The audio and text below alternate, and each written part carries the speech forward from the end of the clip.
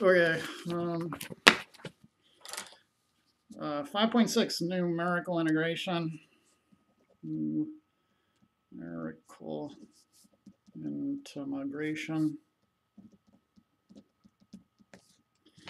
Okay, so a lot of these integrals, I guess, won't be integratable. It doesn't seem like it'd be very hard to produce an integral that defied all of our students. All I have to do is change a thing here, change a thing there, and we got an integral we can't do anymore, right? So I don't know. It just seems like the vast majority of integrals are not going to be integrable, at least to me. I don't know. Maybe I'm wrong. I don't know. Nobody's ever stopped me in thinking so, right?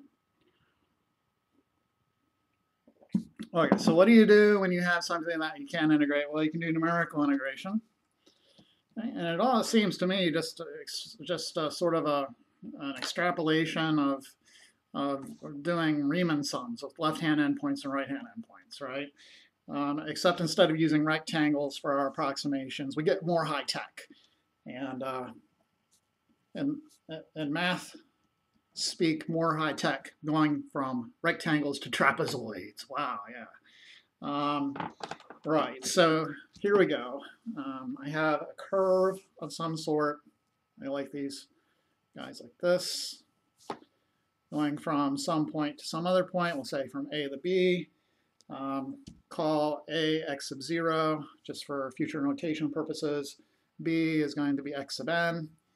And then we're going to fill in the rest of this area with a bunch of trapezoids. Okay, so the tops of the trapezoids are dependent on the endpoints here. So this, this point is x sub 0, f of x sub 0. This point here is x sub 1 comma f of x sub 1, and that'll be the endpoint of the top of this trapezoid.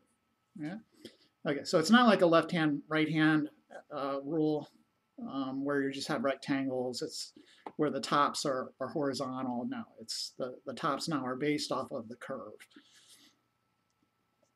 et cetera, et cetera, et cetera. And then finally we have x sub n minus 1 going to x sub n.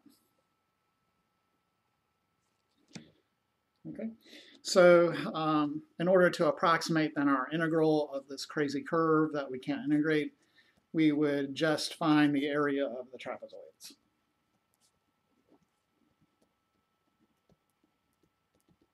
So we need a formula for the area of the trapezoids. And we can consider a generic trapezoid here located at x sub I minus 1 and x sub I. I'm going to have to really smush that in. I apologize, people. There's my x sub I. So it's in here somewhere. And then I have an x sub I minus 1. In here. Okay. And I want to know the area of that particular trapezoid here. Okay. So we'll give that guy a name. We're considering a partition change in x for our intervals. So the length of each interval is going to be change in x. The distance from here to here is change in x. So the area of that particular trapezoid, if you remember the trapezoid formula, it will be change in x times, change in x over 2, as a matter of fact, times f of x sub I plus f of x sub I minus 1. Okay, so the formula for the area of a trapezoid, if this is your trapezoid, and this is some sort of h, this is a, and this is b, the area is 1/2 h times a plus b. Okay. So that's the geometric formula, the more high-powered geometric formula. Rather than base times width, we're going to take it up a notch, and now we have this trapezoid form. Okay. So the area of all of the trapezoids then we can kind of take a peek at and then condense it and then have a nice little formula that we could use for approximations, depending on how many rectangles you want to use. Okay? So just note then the area, again, this a sub I thing, I think I want to write it in the other order, so I'm going to rewrite it. So the area of the ith trapezoid will be change in x over 2 times f of, I want to put the x minus I guy first, so x minus I, x sub I minus 1, sorry, then plus f of x sub I. Change in x, because we've chosen it to be this the same all throughout, change in x actually will then equal what? It'll equal b minus a all over the number of trapezoids. Okay, okay, so let's then kind of consider this the sum of all these trapezoids. Okay, so let me rewrite this one more time. It's f of x sub I minus 1 plus f of x sub I, and then times b minus a all over n times 1/2, which would be b minus a all over 2n. Okay, so then the area of all the trapezoids after this formula.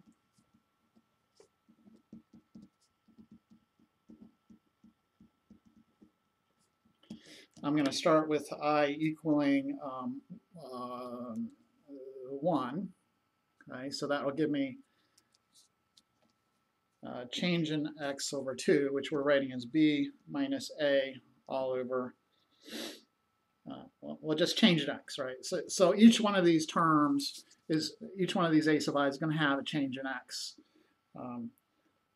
over, it's going to have this factor. So I'm just going to factor it out of the entire sum and put it here. Okay, so all over n. And then inside the sum, what do you have? Well, you're going to have f of x sub 0 plus f of x sub 1, and then f of x sub 1 plus f of x sub, so you're just sort of taking this guy plus this guy, and then this guy plus this guy, and then this guy plus this guy. And you know there's kind of a bunching. You know, this, when I do this guy plus this guy, and then this guy plus this guy right here is getting added twice. Okay, and that's kind of the point of this mess. So let's look at it in its concrete form. I have f of x sub 0 plus f of x sub 1, and then plus f of x sub 1 plus f of x sub 0. And that'll continue on and on, all the way up to plus f of x sub n minus 1 plus f of x sub n. Okay, and then because of the bunching, you have 2 of each guy inside of the sum. So the way you're going to remember it is kind of like this. It's b minus a all over 2n times f of x sub 0 plus 2 f of x sub 1 plus 2 f of x sub 2 plus dot dot dot plus 2 f of x sub n minus 1 plus f of x sub n. Okay. Okay, and that's basically your formula. If you take the limit of this thing, you know, and you have other assumptions about f of x, then you'll actually get the area. So anyways, this thing is the formula. This is the trapezoid rule.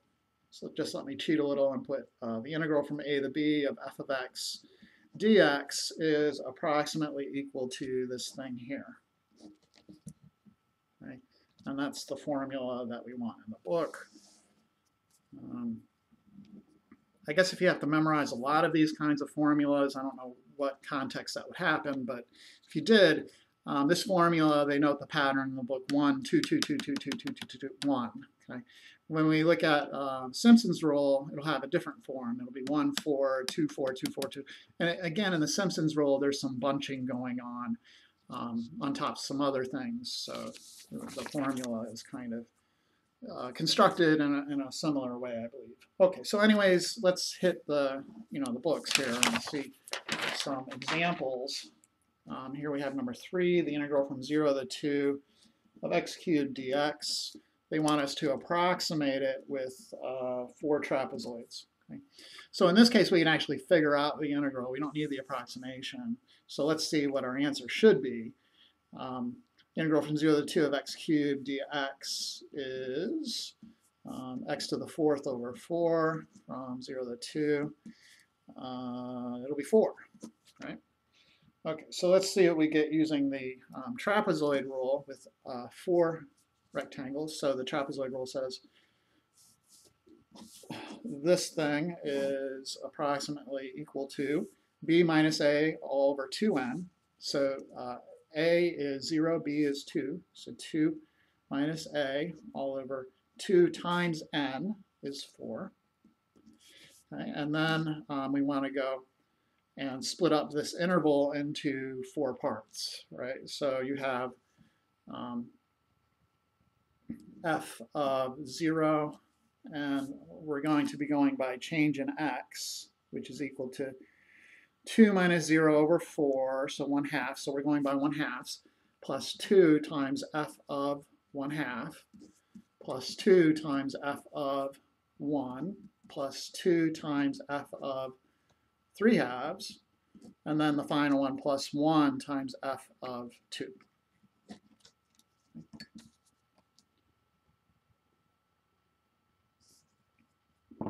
Okay, so it's just basically computations at this point. 2 all over 2 times 4 is 1 over 4. And then I'm plugging, what is my f function? Well, my f function is this guy right here. This is f of x, right? And that's where I'm plugging these values in. So I'll have 0 cubed plus 2 times 1/2 cubed, is 1/8, plus 2 times 1 cubed is 1, plus 2 times 3/2 cubed, 27/8, plus 2 cubed, which is 8. Okay. So what do you get? You get 2 times 1/8 is 1/4. 2 is the same as 8/4. Then plus 27/4, and then plus 8, which is 32/4. Okay, so 8, 32, 24, 6, 5, plus 8, 8, 9, 10, 11, 12, 13. I can't add 8 plus 6, people. That's where my brain is headed. It's falling apart.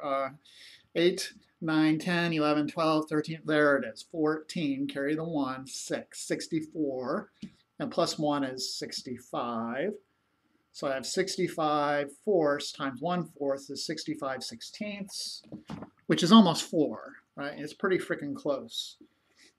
65 divided by 16 is 4.06. That makes me feel like I did it wrong because I have something else in my notes. So crap, I got to go through and do this again. You know? Let me make sure I got the right numbers here. So these are all the right numbers. What is this? This is 1 over 4. This is 2 times 2 is 8 over 4. 2 times 27. Oh, there it is. This is 27. Bloody hell. All right, let's try this again. I'm going to punish myself and make me do it by hand for that mistake. 9 plus 27 is 36. And then 36 plus 32, 868 fourths, which is 34 halves, which is 17. So 17 fourths, and again, it's pretty freaking close to 4. It's actually 4.25. Okay, great. Okay. Okay, so that's the basics of the trapezoid rule. So if the trapezoid rule then isn't doing it for you, you can use Simpsons Rule.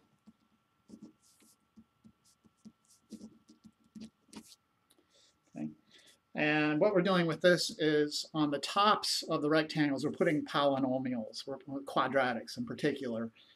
So we'll go 2 rectangles at a time and figure out the area underneath those 2 rectangles and then approximate the area with a sum of those rectangles. Okay. The sum of the area of those rectangles with tops that are polynomials. So what does that look like? we have some sort of curve. I don't know what the thing is doing. And I want to go from maybe x. So this is just a very simple version. I need to figure out the area underneath the curve from x0 to x2. So what you're going to do is cut it into these two rectangles, and then over top the rectangles, you're going to, instead of using maybe a straight line like we did with the trapezoids, or a rectangle like we did for left-hand, right-hand endpoints back with Riemann sums, we can use a quadratic. Okay, so in particular, we could use some sort of parabola such that these 3 points are on the parabola, and approximate the area underneath the curve by kind of figuring out the integral of that parabola, whatever it is, ax squared plus bx plus c from x sub 0 to x sub 2 dx. Okay.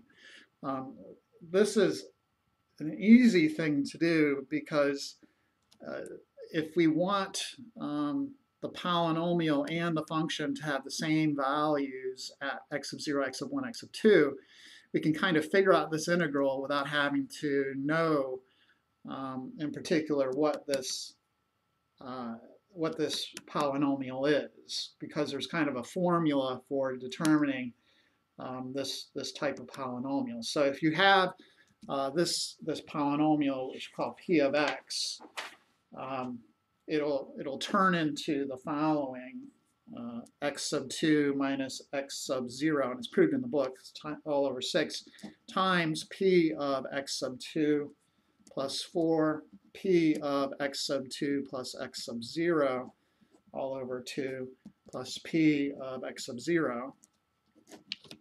Okay, so what you do is basically integrate this and do a bunch of repositioning of everything, and you end up with this. And then because the function f of x and p of x coincide at these points, we don't need to know the polynomial to evaluate this. We just rewrite it with the function.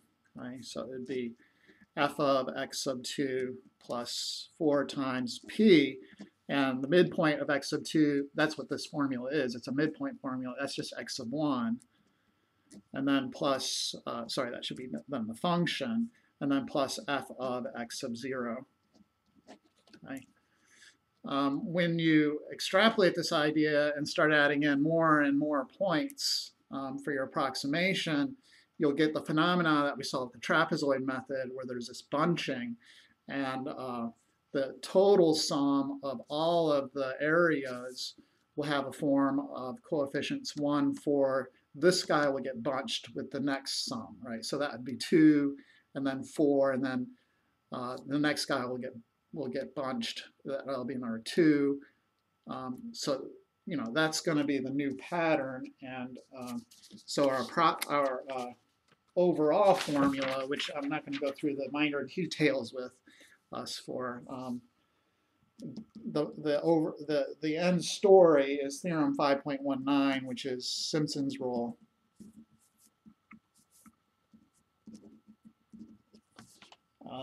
Which is the integral from a to b of f of x dx is approximated by b minus a all over 3n times f of x sub 0 plus 4 times f of x sub 1 plus 2 times f of x sub 2 plus 4 times f of x sub 3 plus dot dot dot dot dot dot plus 2 f of x sub n minus 2 plus 4 f of x sub n minus 1 plus 1 f of x sub n. Okay. The formula is going from like a Riemann sum to trapezoid to Simpsons. The big difference in this factor in Simpsons, in the Riemann sum, you just have b minus a over n times f of x of 0, f of x of 1, etc.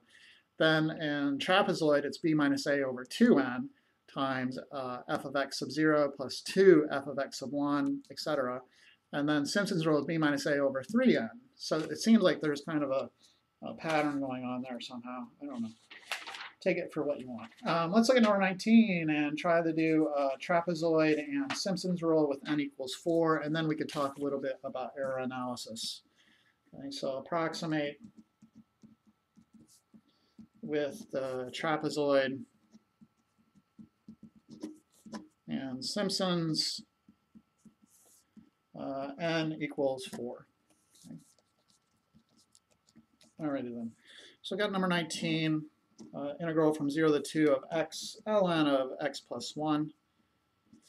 Maybe back in the day, this would have been a hard integral to do, right? We have integration by parts now, though, so it's not, we can do it, we can evaluate it. Let's pretend we couldn't, though, right? So let's do first a trapezoid. And trapezoid is b minus a all over 2 times n, which in this case is 4.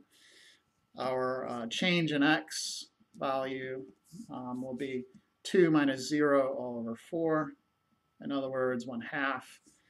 So we're going 2 minus 0 all over 2 times 4 times f of, I guess, 0 plus 2 f of 1/2 plus 2 f of 1 plus 2 f of 3/2 plus 1 f of 2. Okay. So again, the function that you're popping everything into is this guy right here. This is our f of x. And then you just literally put it in your calculator and you get an approximation 1.6845-ish. Let's look at Simpsons. So this time b minus a all over 3 times n. And our formula will be f of 0 plus 4 f of 1/2 plus 2 f of 1 plus 4 f of 3/2. And you always end up 2, 4, 2, 4, 1. Okay, so plus 1 f of 2. Again, plug those characters into this formula, use your calculator, and you get about 1.64869899er. Okay. The last part then is how good are these approximations? So maybe you have some sort of error tolerance you need to come within. So everything in a computer is an approximation, at least I think.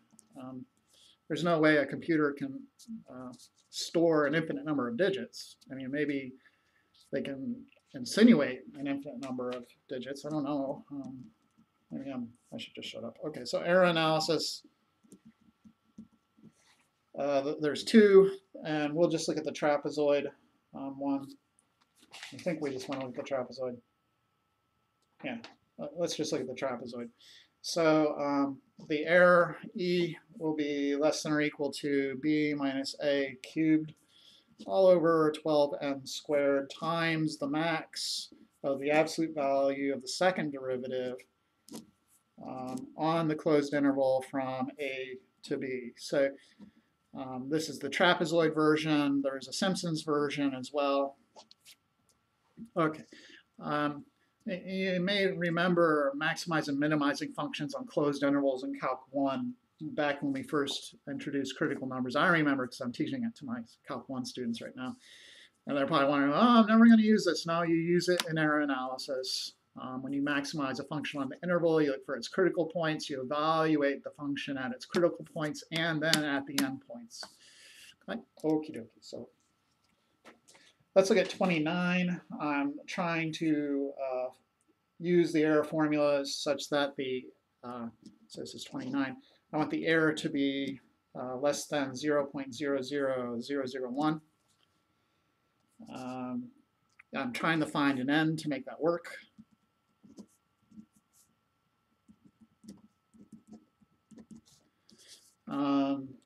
And the integral is the integral from 1 to 3 of 1 over x dx. Okay. Okay, so what do I need for this formula to pan out? I have B, I have A, I don't know N. I need the maximum of the second derivative on this interval. So I need to get the second derivative. F of x is 1 over x, which is equal to x to the negative 1. Okay. F prime of x is equal to negative x to the negative 2. F double prime of x is equal to 2x to the negative 3. And then to maximize it, I basically need the derivative of this thing, right? So what I'm trying to do is basically maximize the absolute value of the second derivative. So that's 2 all over x cubed on the interval from 1 to 3. Okay. In order to do that, you use calculus. So you find the derivative of this function. So this function, let's call it g of x then, is 2x to the negative 3. And that is the absolute value of it. So note the absolute value of f double prime is just itself. So there's no issues there. Then I need to take its derivative. So g prime of x is equal to negative 6x to the negative 4. Okay, so that'll be negative 6 all over x to the 4th.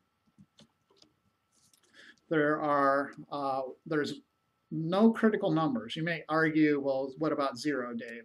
Well, no, not really. To be a critical number, the original function needs to be defined at that point. This guy is not defined at 0. So on the graph, there will not be a max or min at 0 because there's an asymptote there, pupils. Okay, so there are no critical numbers for this. In other words, all we need to do is evaluate the original function at the endpoints 1 and 3. I know it's decreasing, so I know its maximum is going to be at 1. Okay, so on the interval, I know this thing is going down like this because its derivative is negative. Okay, so the slope of the tangent lines to the curve are always going down, so the curve is going down. So the maximum is going to be right there at x equals 1. But let's just get that anyways, doing it the old-fashioned way. I need g of 1, and then I need g of 3. So g of 1 is 2, g of 3 is 2 all over 27. So certainly this guy is the max. Okay? So the max of the absolute value of 2 over x cubed on this interval, and sometimes you can't exactly find the max, you'll just have to bound it. But in this case, we found it. It's actually 2. Okay? So I need, then, again, I need the error. And we're using this formula to kind of bound the area. Bound the error. So b minus a. B is 3 minus a is 1 cubed all over 12 times n squared times this maximum value, so that's 2. This thing, is greater than or equal to the error. So we want to force this thing to be less than this thing. So I need to force this thing to be less than or equal to 0.00001. Okay? And that seems simple enough to do. You just kind of solve this for this inequality for n. Okay? So I'm going to 3 minus 1 is 2, 2 cubed is 8, 8 times 2 is 16. And then I'll have, all right, so 16 twelfths, I don't want to write that, that's 4/3 n squared less than or equal to 0.00001. You can cross multiply. So you'll end up with n squared needing to be greater than or equal to 4/3 divided by 0.0001. And then n needs to be greater than or equal to, and I'll just take the square root of both sides. Square root of 4 divided by 3 times 0.00001 is 300 and getting 365 needs to be greater than 365.1-ish. So we'll just round it up and say n needs to be greater than or equal to 366. Okay? That's pretty much it.